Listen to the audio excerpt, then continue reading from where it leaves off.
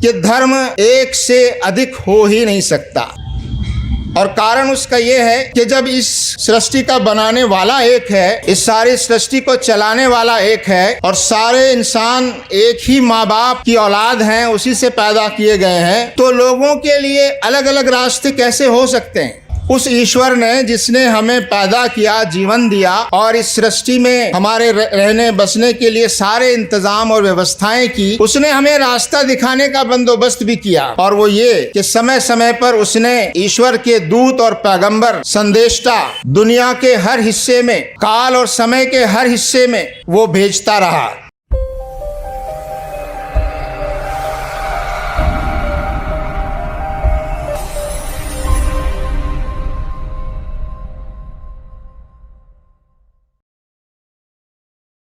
बिस्मिल्लाहिर्रहमानिर्रहीम।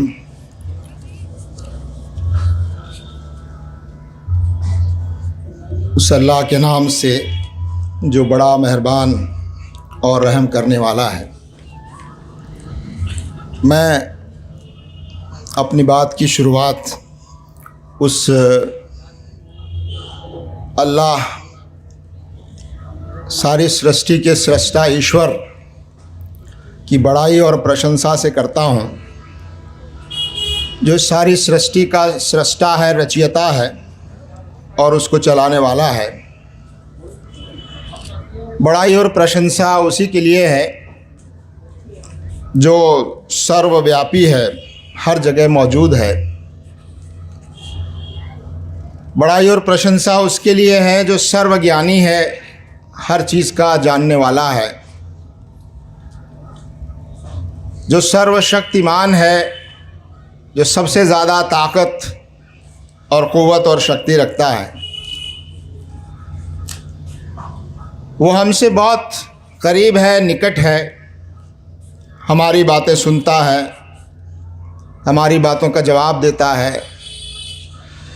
हमारे दिल में और हमारे जहन में, मस्तिष्क में, मन और मस्तिष्क में क्या चल रहा है उसको वो अच्छी तरह जानता है। यहाँ तक कि हमारे इरादों, हमारी नीयतों और हमारे इंटेंशंस को भी वो अच्छी तरह जानता है।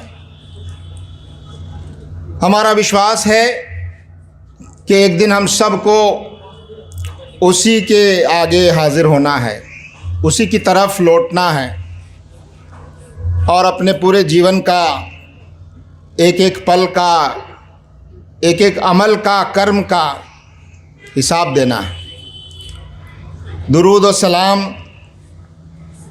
विशेष कृपा और शांति हो ईश्वर के उन तमाम पैगंबरों पर, नबियों पर, ईश दूतों, संदेष्टाओं पर जो समय समय पर इस धरती पर ईश्वर की ओर से भेजे जाते रहे और जिन्होंने पूरी मानव जाति को रास्ता दिखाया और संदेश दिया।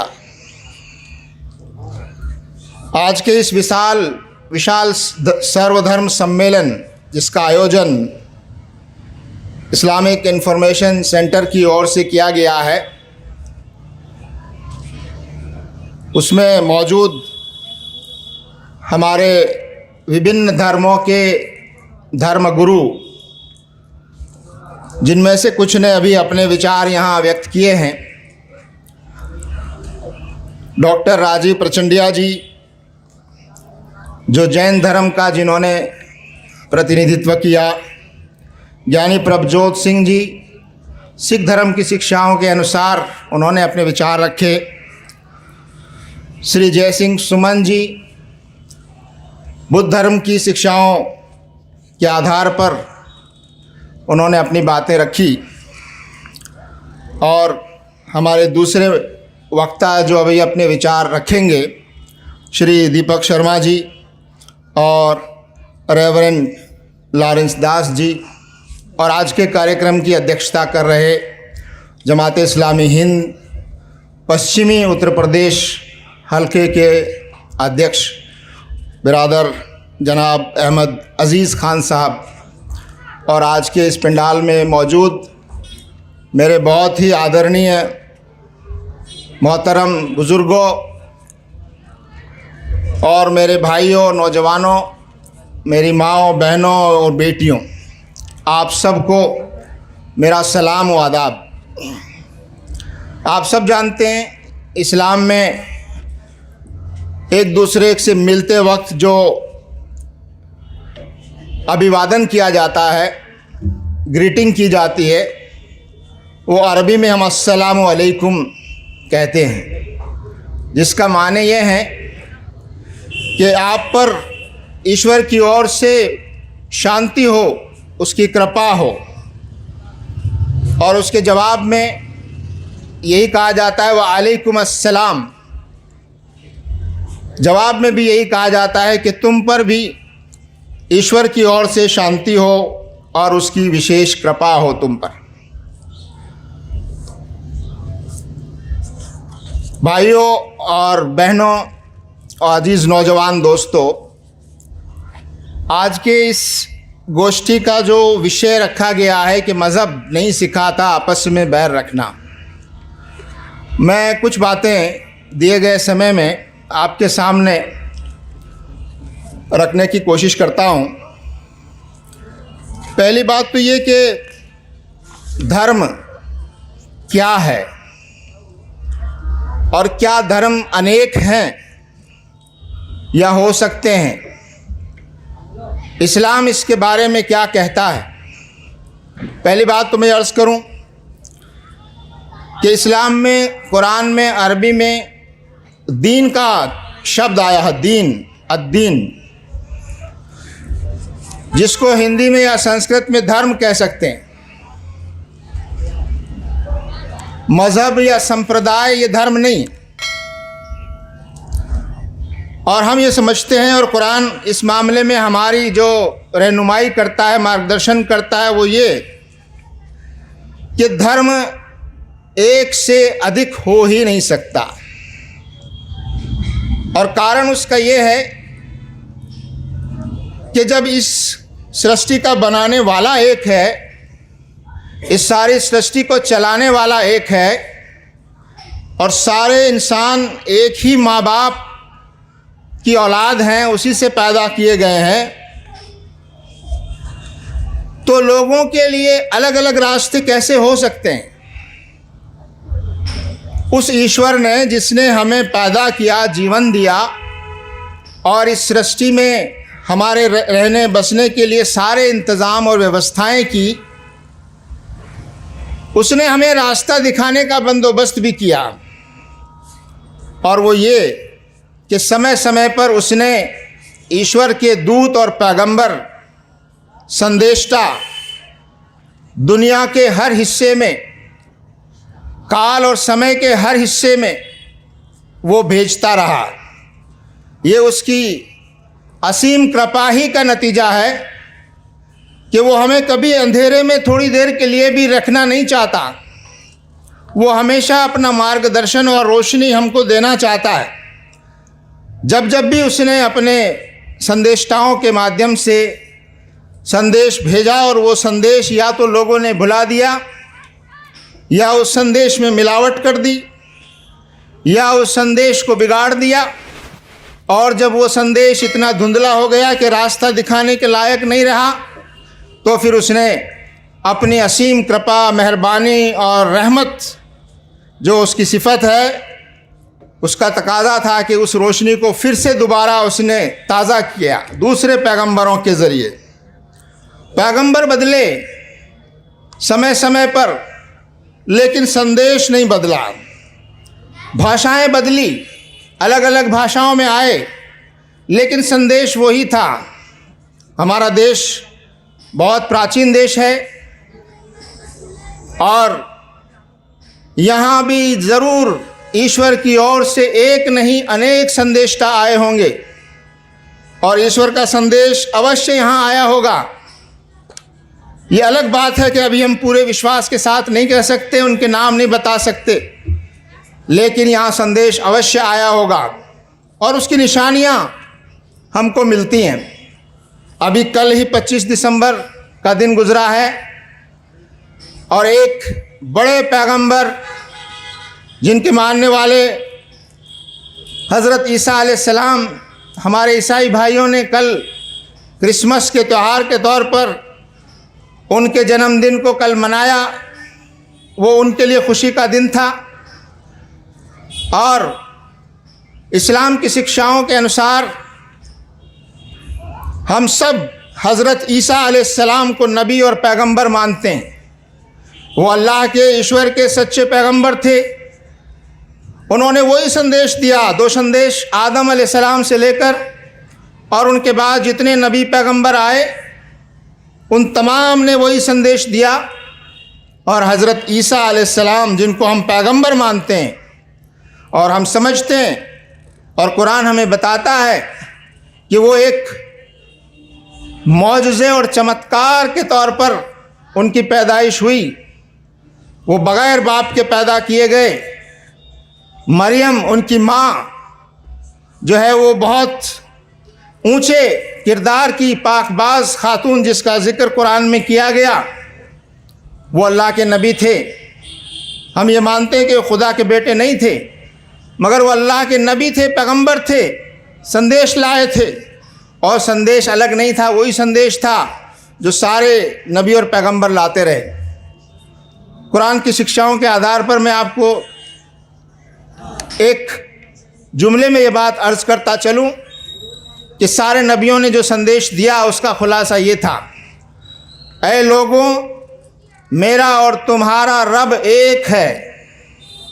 ऐ लोगों, मेरा और तुम्हारा पैदा करने वाला एक ही खुदा है। उसी की बंदगी करो, उसी की पूजा करो, उसी की आराधना करो, उसी के आगे झुको, उसी की बात मानो, उसी के आगे समर्पण करो, उसी के हो जाओ। और यही वो संदेश है जो सारे नबियों का संदेश है। और आज जो अलग अलग धर्म हमको नज़र आते हैं और उन धर्मों में जो कुछ बातें आपको हमको कॉमन नज़र आती हैं, वो इस बात का सबूत है कि ये वही संदेश था जो संदेश ईश्वर की तरफ से आया कि इस कायनात का, सृष्टि का, संसार का, हम सब का खुदा एक है, ईश्वर एक है और उसका संदेश भी एक है। समय समय पर नबियों पैगंबरों ने संदेश दिया और उसकी ओर से डिवाइन गाइडेंस, एक ईश्वरीय अवतरण समय समय पर आता रहा, जिसमें से कुछ का जिक्र कुरान में किया गया है और उनमें वही शिक्षाएं दी गई। सबसे अंतिम अवतरण और सबसे अंतिम नबी वो हज़रत मोहम्मद सल्लल्लाहु अलैहि वसल्लम और सबसे अंतिम अवतरण कुरान मजीद। कुरान सिर्फ मुसलमानों की किताब नहीं है। हज़रत मोहम्मद सल्लल्लाहु अलैहि वसल्लम सिर्फ मुसलमानों के नबी नहीं हैं। ये मुसलमानों की गलतफहमी है अगर वो ऐसा मानते हैं। और हमें ये बात इस तरह कहते हुए सही नहीं है, हमारा नबी, हमारी किताब, हमारा मज़हब नहीं। इस्लाम सब के लिए आया है, पैगंबर सब के लिए आए हैं, किताब सब के लिए आई है।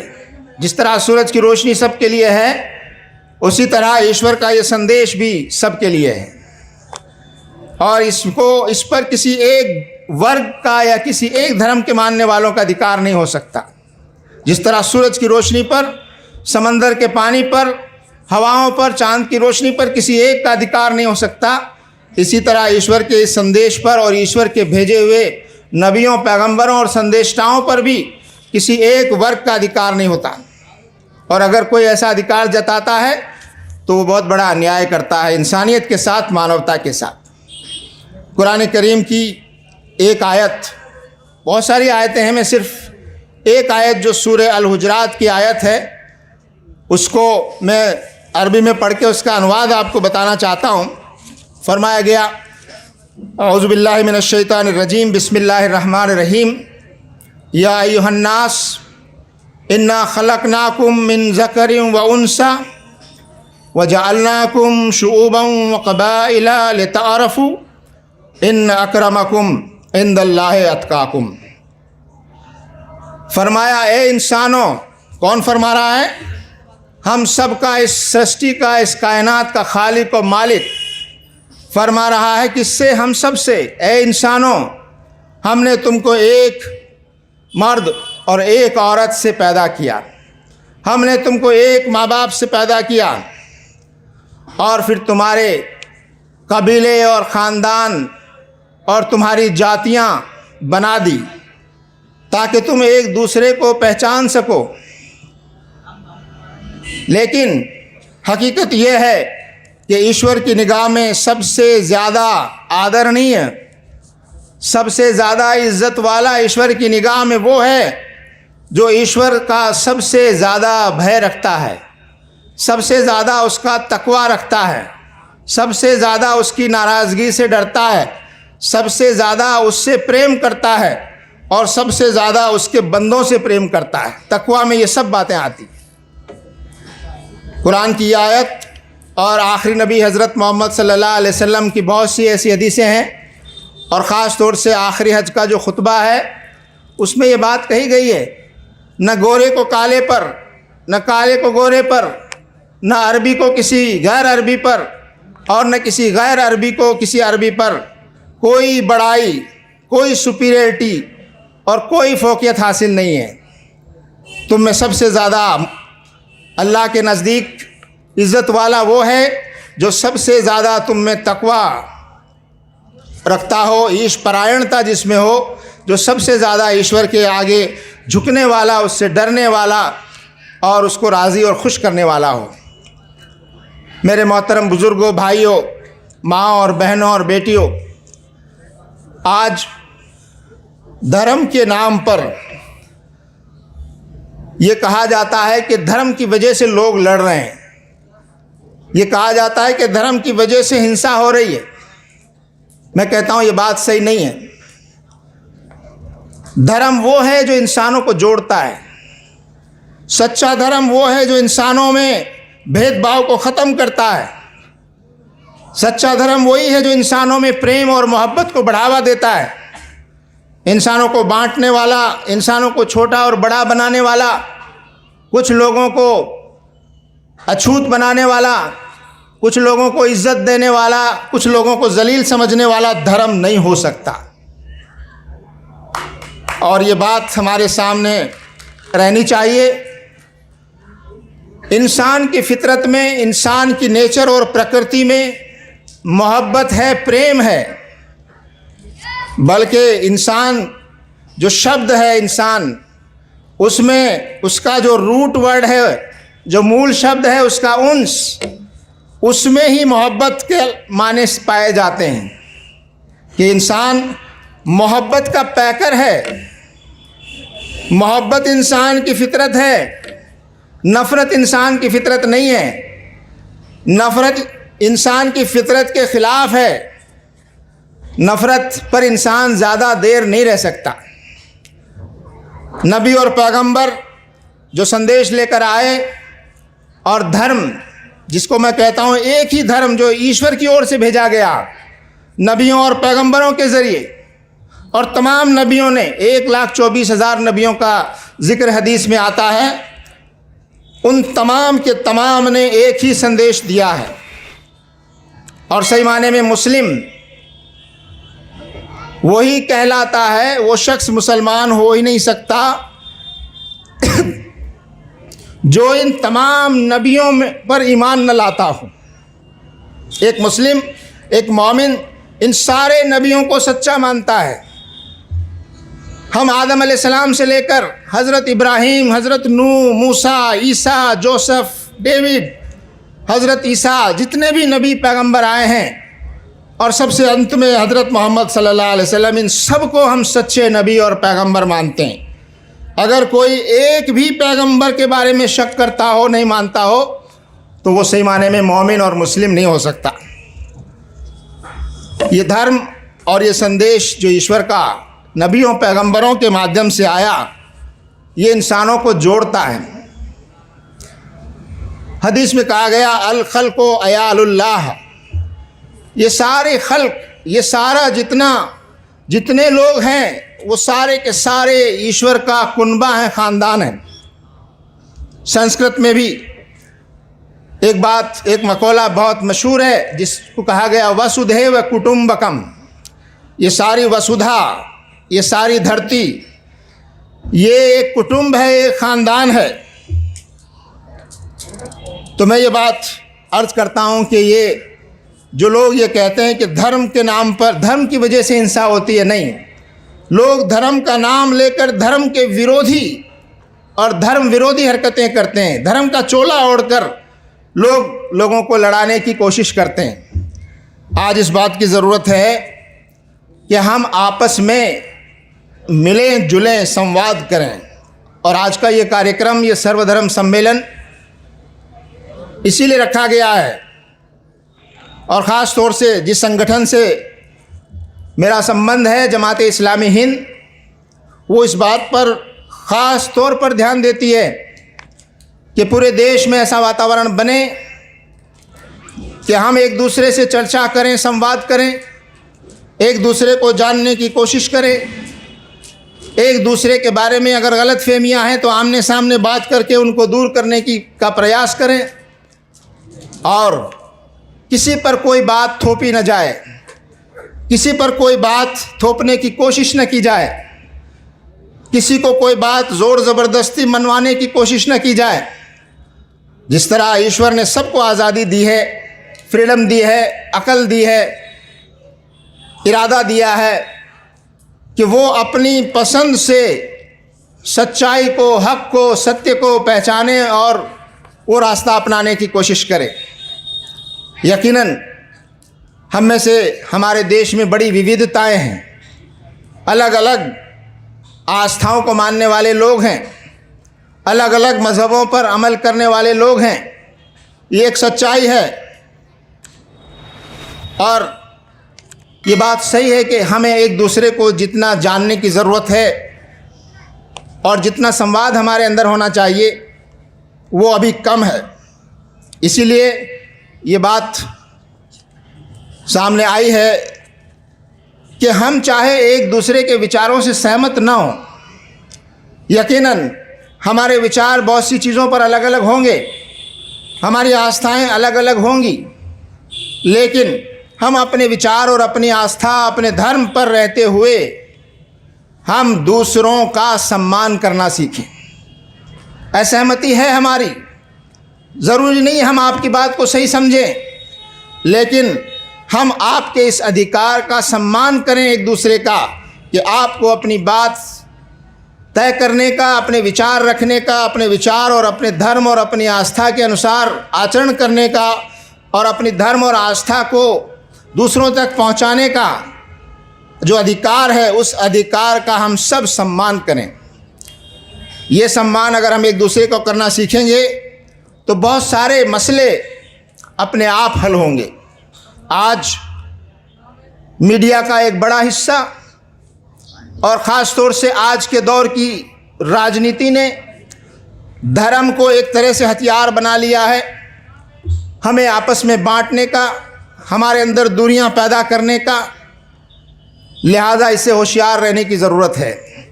और यहाँ बैठे हुए तमाम धर्मगुरुओं और इस पंडाल में बैठे हुए तमाम मज़हब के लोगों से मैं ये गुजारिश करना चाहूँगा कि इन लोगों के और मीडिया और राजनीतिकों के झूठे प्रोपेगेंडे और इनकी हरकतों की वजह से इनसे होशियार रहें और सही माने में हम जो सच्चे धर्म को मानने वाले लोग हैं वो आपस में एक दूसरे से मिलें और संवाद करें। हमारा परिचय एक दूसरे से मीडिया के माध्यम से नहीं होना चाहिए। हमारी जानकारियां एक दूसरे के बारे में अफवाहों के ज़रिए से नहीं होनी चाहिए, जो आजकल सोशल मीडिया पर भी बहुत ज़्यादा फैलाई जा रही। हमारा एक दूसरे से परिचय और संवाद सीधे सीधे हो, आपस में हम बात करें, मिलें जुलें, एक दूसरे के दुख में, दर्द में, खुशी में, गम में हम शरीक हों और एक दूसरे की बात को समझने और जानने की हम कोशिश करें। और ये बात ज़रूरी है कि संवाद तभी उपयोगी है जब हम अपने दिल को और दिमाग को इस बात के लिए खुला रखें कि जब भी हमारा दिल किसी सच्चाई पर, हक बात पर मुतमईन हो जाए तो उस सच को स्वीकार करने का साहस और उसकी हिम्मत हमारे अंदर पैदा हो। मैं अपनी बात को समाप्त करते हुए यही बात अर्ज़ करना चाहता हूँ कि एक बड़ा कारण हिंसा का और एक दूसरे से दूरी का वो है एक दूसरे से अपने आप को बड़ा समझना, सुप्रीमेसी, अपनी बड़ाई को कायम करना, अपने लिए दूसरों से ज़्यादा अधिकार हासिल करने की कोशिश करना, चाहे उसके लिए दलील कुछ भी दी जाती हो। मैंने कुरान की जो आयत आपके सामने पेश की और हदीस के माध्यम से जो बात मैंने आपके सामने रखी वो ये कि इंसानों के बीच कोई बड़ा और कोई छोटा नहीं है। किसी भी आधार पर कोई बड़ा और छोटा नहीं हो सकता। आज भी हमारे देश में एक बड़ी आबादी है जिसको अछूत समझा जाता है। आज भी हमारे देश में एक बड़ी संख्या ऐसे लोगों की है जो आज भी अपने सर पर मैला ढोती है और सैकड़ों लोगों की मौत हर साल अलग अलग दुर्घटनाओं में उसके कारण होती है। ये हम सब के लिए, सारे देशवासियों के लिए शर्म की बात है। मैं एक बार फिर आयोजकों को बधाई देना चाहता हूँ और यहाँ मौजूद धर्म गुरुओं का शुक्रिया भी अदा करना चाहता हूँ कि आज इस धर्म सम्मेलन, सर्वधर्म सम्मेलन के माध्यम से हम जनता को, देश को ये संदेश दें कि हम सब इस देश के वासी हैं और अलग अलग धर्मों के मानने वाले होते हुए भी हमारे दरमियान संवाद हो, बातचीत हो, मेल जोल हो, एक दूसरे के अधिकार का सम्मान हो और सच और झूठ को जानने के लिए रास्ते खुले रहें और हम अपने ज़मीर को आज़ाद रखें ताकि जब भी हमारे सामने कोई सच बात आए, हक बात आए तो हम उसको स्वीकार कर सकें। और आखिरी बात ये जिसे कहते हुए मैं अपनी बात ख़त्म करना चाहता हूँ और वो ये है कि दुनिया में, देश में, घर में, समाज में शांति सब लोग चाहते हैं, अमन सब लोग चाहते हैं और ईश्वर का संदेश और धर्म भी इसीलिए आया है कि इंसान के मन में, इंसानी समाज में अमन हो, शांति हो। लेकिन सही बात यह है, अमन और शांति तभी कायम हो सकती है और कायम रह सकती है जब हम इंसाफ को कायम करें। न्याय के बगैर,